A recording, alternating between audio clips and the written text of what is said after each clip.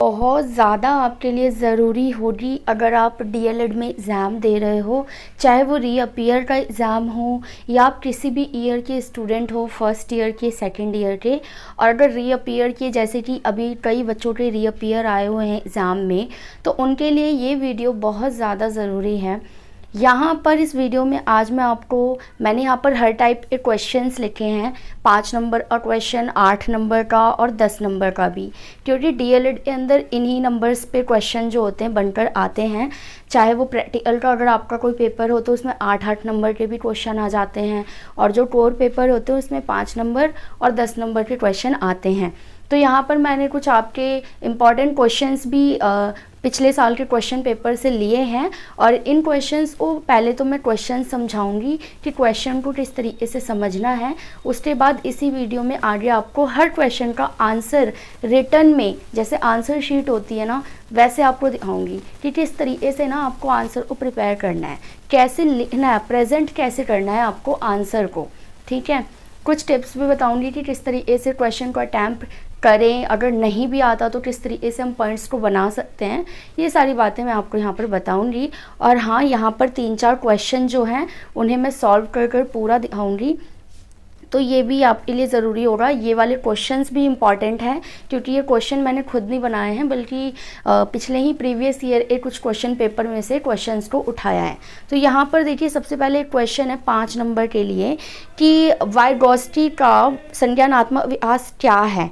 तो first year में CDP अगर आपके पास होगी, चाइल्ड डेवलपमेंट, तो उसके अंदर का ये टॉपिक है, और इसमें से जो है क्वेश्चन आता ही आता है। वाइगॉस्की जो है ना, वो बहुत ज़्यादा इंपॉर्टेंट है सीडीपी में, तो उनसे क्वेश्चन आता है। तो क्वेश्चन है जैसे कि वाइगॉस्की का संज्ञानात्मक विकास क्या है और इनकी शिक्षा में उपयोगिता का वर्णन करो। तो क्वेश्चन 2+3 डिवाइड करके दिया गया है, काफ़ी अच्छा है। 2 नंबर के लिए आपको बस बताना होगा कि संज्ञानात्मक विकास होता क्या है, और फिर 3 नंबर यानी कम से कम 6 पॉइंट लिखने होंगे कि उनकी उपयोगिता बतानी है, कि उन्होंने जो भी संज्ञानात्मक विकास की अपनी थ्योरी दी है वो बच्चों को किस तरीके से यूज़फुल है पढ़ाने के लिए। तो देखिए, हर क्वेश्चन जो होता है ना, हमारी टीचिंग से जुड़ा हुआ होता है, या जोड़ने की कोशिश करते हैं जो क्वेश्चन बनाए जाते हैं वो। तो ज़रूरी नहीं है कि आपके बुक के अंदर ये दिया हो कि शिक्षा में क्या उपयोगिता है या निहितार्थ है, बट आपको पता होना चाहिए कि इन क्लासरूम आप कैसे उनकी थ्योरी को यूज़ करोगे। तो ये एक क्वेश्चन, इसका आंसर अभी हम देखेंगे इसी वीडियो में।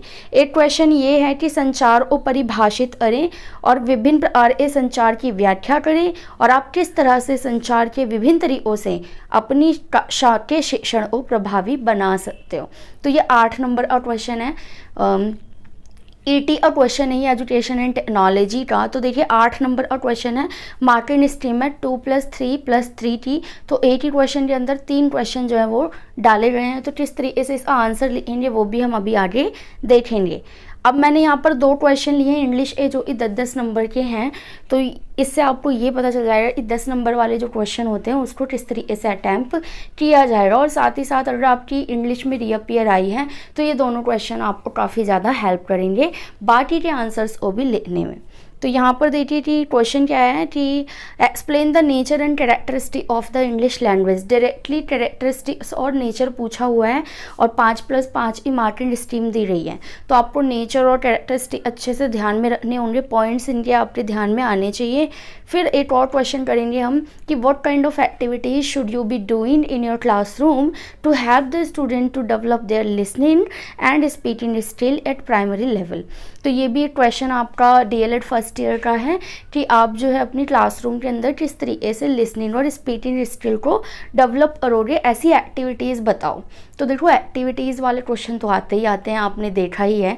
तो इसके अंदर आप किस तरीके से और कितनी एक्टिविटीज़ लिखोगे, और सोच कर भी आप खुद भी एक्टिविटीज़ बना सकते हो, ये सारे अब हम इसके आंसर जो हैं इसी वीडियो में आगे देखेंगे। तो ये 4 क्वेश्चन हैं जिसे हम सॉल्व करने वाले हैं।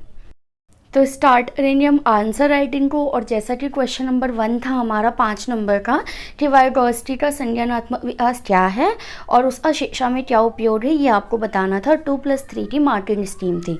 तो पहले 2 नंबर के लिए आपको ये बताना होगा कि वाइगॉस्की ने जो संज्ञानात्मक विकास दिया था वो था क्या। तो देखिए, इस तरीके से आप जो है, ये प्रश्न नंबर 7 इसलिए डला हुआ है क्योंकि ये 2021 का आया हुआ पेपर में जो क्वेश्चन है ये क्वेश्चन नंबर 7 था, तो ये इसीलिए यहाँ पर आंसर नंबर 7 डला हुआ है।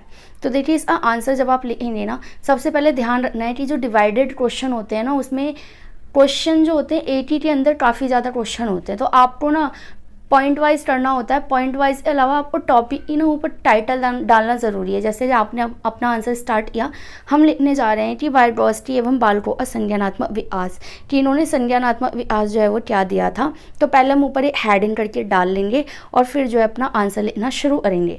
तो 2 नंबर के लिए हमें जस्ट बताना है, थ्योरी बतानी है कि संज्ञानात्मक विकास में इन्होंने क्या क्या कहा था।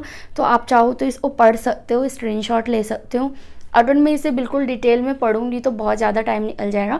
ओवरऑल आपको ना मुझे तब पता होना चाहिए कि क्या कहा था उन्होंने अपने संज्ञानात्मक विकास में और कौन कौन सी थ्योरी दी थी, ये सारी बातें आपको घुमा फिरा कर लिखनी होगी। तो ये जो पैराग्राफ आप देख रहे हो ना, ये 2 मार्क्स के लिए है, और जब आप अपनी आंसर शीट पे पेपर में लिखोगे तो वो आपका 1 पेज कवर कर लेगा। तो इस तरीके से हेडिंग जो है ना ऊपर वाली, वो थोड़ी मोटी मोटी और बड़ी बड़ी डाल दें कि अभी जो हम संज्ञानात्मक विकास करने जा रहे हैं। अब उसके बाद आपके क्वेश्चन ने पूछा था कि शिक्षा में इसका क्या उपयोग है, और 3 नंबर के लिए इन्होंने जो है इसको पूछा था।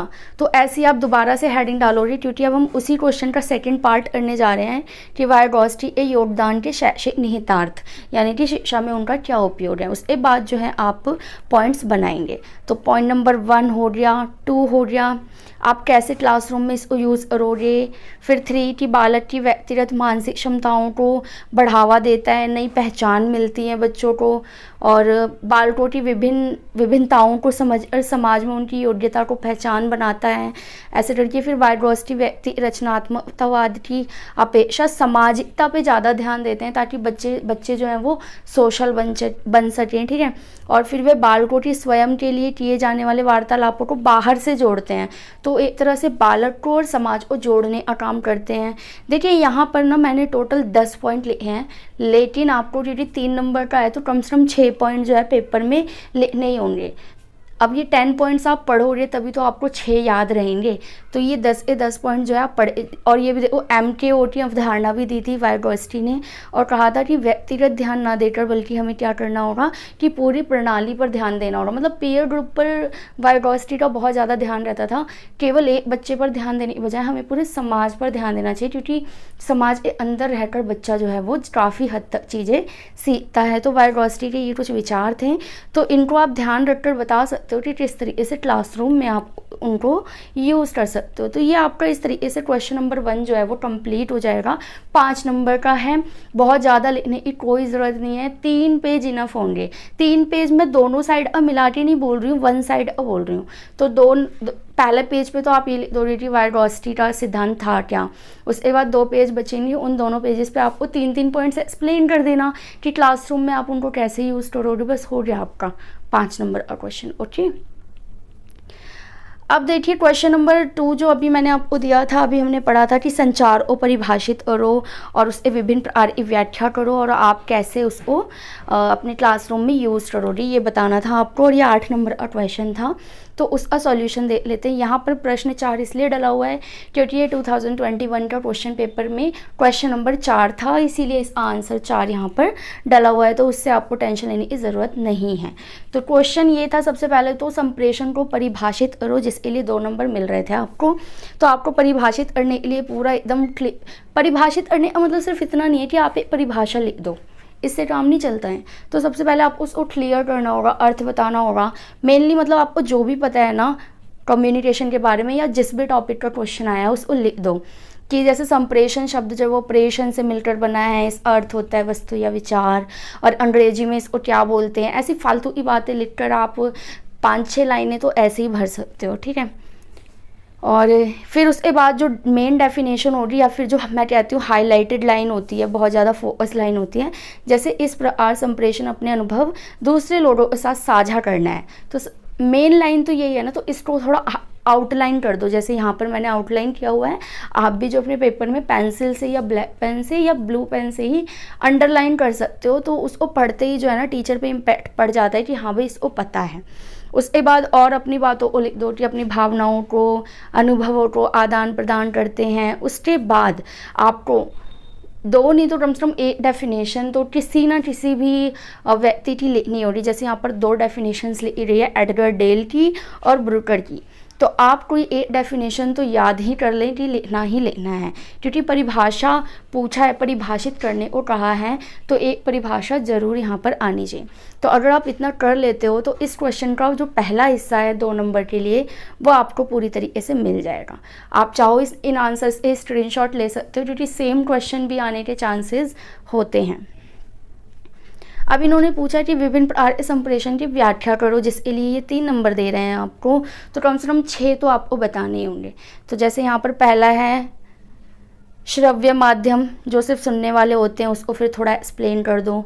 फिर दृश्य माध्यम, उसको थोड़ा सा एक्सप्लेन कर दो, जो देखने के लिए होते हैं। फिर दृश्य और श्रव्य माध्यम, जिसमें मतलब आपके दोनों आ जाएंगे, वो जैसे टेलीविज़न, दूरदर्शन हो गया, इन सबको करो। फिर आता बहु इंद्रिय माध्यम, जिसमें सारी इंद्रियां काम कर रही होती हैं, उसको वो हो गया आपका। इसके बाद देखो होता है जनसंपर्क माध्यम। तो ये सारे आप ना टाइप ऑफ कम्युनिकेशन बता रहे हो जिसकी व्याख्या करने के लिए उन्होंने बोला भी था। तो ये पूरे यहाँ पर 6 पॉइंट जो है आप लिख देंगे। तो इस तरीके से इस क्वेश्चन का सेकंड पार्ट भी हो जाएगा। अब आते हैं थर्ड पार्ट पे कि आप इसको स्कूल में या क्लासरूम में अपने बच्चों के लिए कैसे यूज़ करोगे। तो वही मैंने कहा कि टॉपिक ज़रूर डालना है, पहले ऊपर टॉपिक डाल दो कि अब हम इसका थर्ड पार्ट करने जा रहे हैं, और ब्लैक पेन से हेडिंग डाल दो।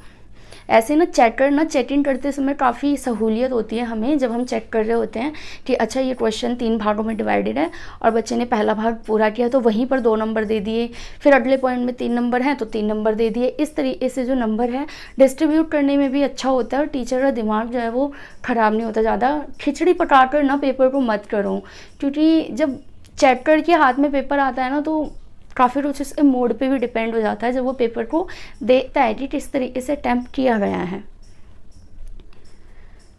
तो यहाँ पर आप फिर क्या करोगे, पॉइंट्स बनाओगे अपने माइंड में कि कैसे आपको यूज़ करना है। जैसे वीडियो द्वारा शिक्षण, कि पहले तो आप वीडियो को यूज़ कर सकते हो, ये समझाने या एक्सप्लेन करने की ज़रूरत नहीं है, आप चाहो तो स्क्रीनशॉट ले सकते हो।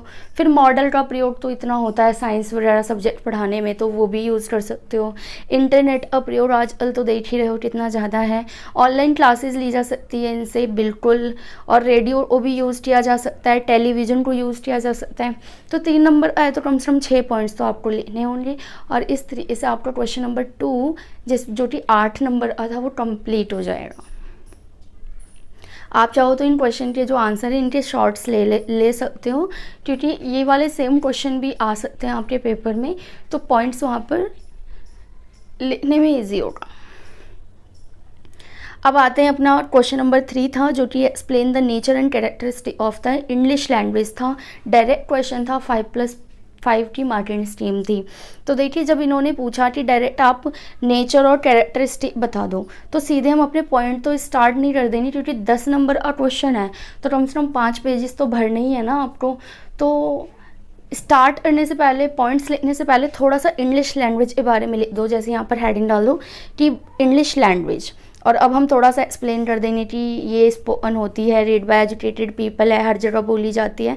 ऐसे करके 4-5 लाइन का छोटा सा इंट्रोडक्शन टाइप का, क्योंकि इस क्वेश्चन ने ना पूछा नहीं था, बाकी क्वेश्चन जो हमने देखा उसमें खुद ही पूछा हुआ था कि संप्रेषण क्या है, तो हमें पहले ही बताना पड़ेगा। लेकिन इस क्वेश्चन में ना इन्होंने पूछा नहीं है कि इंग्लिश लैंग्वेज क्या है, उन्होंने डायरेक्ट पूछा है कि लिसनिंग स्पीकिंग स्किल को कैसे डेवलप करोगे, सॉरी उसके कैरेक्टरिस्टिक और नेचर को बताना है, डायरेक्ट पूछा है। लेकिन हम फिर भी थोड़ा सा इंट्रोडक्शन दे देंगे इंग्लिश लैंग्वेज का, जो बड़ी बात नहीं, आप बना ले सकते हो। और उसके बाद यहाँ पर गांधी जी का छोटा सा डेफिनेशन याद था तो लिख दिया। आप भी अगर आपको लर्न हो कोई डेफिनेशन हिंदी में भी याद हो तो ट्रांसलेट करके आप ले सकते हो।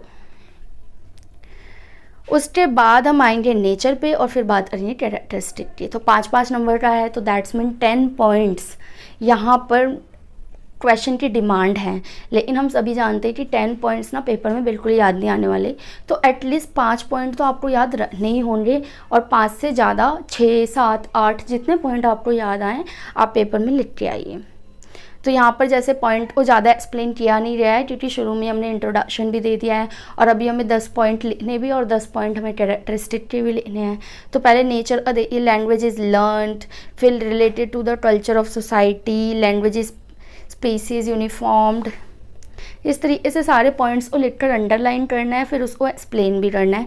मैंने पहले भी ट्राई किया, एक्सप्लेनेशन बहुत ज़्यादा बड़ी मत रखना वरना आपके क्वेश्चन छूटने के चांसेस होते हैं। तो यहाँ पर ये देखिए 10 पॉइंट्स हो गए आपके लैंग्वेज का जो नेचर होता है उसके। तो अब स्टार्ट करेंगे हम कैरेक्टरिस्टिक। तो हमने अगेन एक हेडिंग डाल दी कि characteristic of the English language.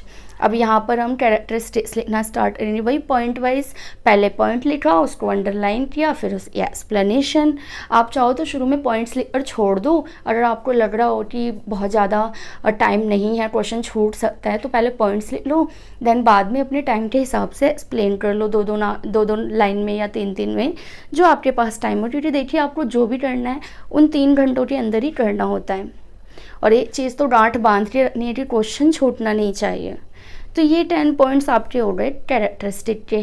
तो इस तरीके से ये 10 नंबर का क्वेश्चन आपका कंप्लीट हो जाएगा। और अगर आप ऐसे आंसर लिखते हो ना तो 10 में से आपको 8 मार्क्स तो मिलेंगे ही मिलेंगे डेफिनेटली। अब एक क्वेश्चन और था, देखा था हमने क्वेश्चन नंबर 2, ये 2021 में जो पेपर था उसका क्वेश्चन नंबर 2 था ये। इसमें हमारा क्वेश्चन था कि what kind of activities should you be doing in your classroom to, अच्छा ठीक है। तो इसमें ये बताना था कि लिसनिंग और जो स्पीकिंग स्किल होती है उसको डेवलप करने के लिए आप कौन सी एक्टिविटीज़ क्लासरूम में कराओगे। तो सीधे हम एक्टिविटी तो स्टार्ट नहीं कर देंगे, क्योंकि इन्होंने ये तो पूछा ही नहीं ना कि लिसनिंग स्किल होती क्या है, स्पीकिंग स्किल होती क्या है, इन्होंने पूछा नहीं है, जस्ट एक्टिविटी पूछे। बट हम छोटा सा इंट्रोडक्शन देंगे। तो सबसे पहले हम लिसनिंग स्किल की एक्टिविटी लिखेंगे, इसलिए पहले लिसनिंग स्किल होती क्या है वो बता देंगे कि ये सुनने से रिलेटेड है, इसमें बच्चा सुनता है और जितना सुनता है उतना समझता है। इस टाइप से जो है कुछ इंट्रोडक्शन ऐसी 4-5 लाइन की आप ले सकते हो। और फिर हम स्टार्ट करेंगे activities to help the student to develop their listening skill. तो लिसनिंग स्किल को डेवलप करने के लिए क्या एक्टिविटीज़ हो सकती हैं, क्योंकि देखो 5 + 5 की मार्किंग स्ट्रीम है तो मतलब 10 पॉइंट होने चाहिए, बट आप 5 पॉइंट लिखो, 6, 7, 8 जितने बना सको उतना। तो अब यहाँ पर एक्टिविटीज़ सोचो, दिमाग में गेम्स सोचो, एक्टिविटीज़ में गेम्स भी आ जाएंगे आपके, ठीक है, टेंशन लेने की कोई ज़रूरत नहीं है। तो जैसे यहाँ पर ये हिडन फ्रेज़ वाला गेम होता है जिसमें छुपा हुआ फ्रेज़ होता है, वो बच्चों को ढूंढना होता है, उसको थोड़ा सा एक्सप्लेन कर दो कि कैसे उस गेम को खेलते हैं या एक्टिविटी को करते हैं। फिर डिस्क्राइब द फोटो भी एक्टिविटी है कि कोई फ़ोटो दिखा के बच्चों को बोलो चलो डिस्क्राइब करो। फिर स्टैंड अप एंड लिसन कि खड़े हो और फिर उसको सुनो। उसके बाद लिसनिंग विद लिरिक्स के साथ सुनना, ये भी एक एक्टिविटी है। टेलिंग स्टोरी, बच्चों को स्टोरी सुनाने से भी उनकी लिसनिंग स्किल बढ़ेगी। बैक टू बैक इंटरव्यू वाला गेम भी हो सकता है। टेलीफोन टॉक कि झूठ मूठ आप टेलीफोन टॉक वाली गेम भी करा सकते हो, एक्टिविटी करा सकते हो।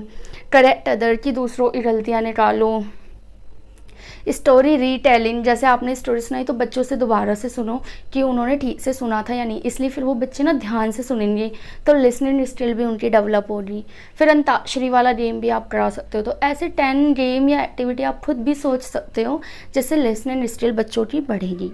अब बात करेंगे स्पीकिंग स्किल की, तो यहाँ भी वही करना है, स्पीकिंग स्किल को थोड़ा सा एक्सप्लेन कर दो और उसके बाद हम एक्टिविटीज़ को स्टार्ट कर देंगे। जैसे कि पहली एक्टिविटी हो रही डिस्कशन करना, तो डिस्कशन करने से बच्चा जो है स्पीकिंग स्किल जो है उसके अंदर डेवलप हो जाती है।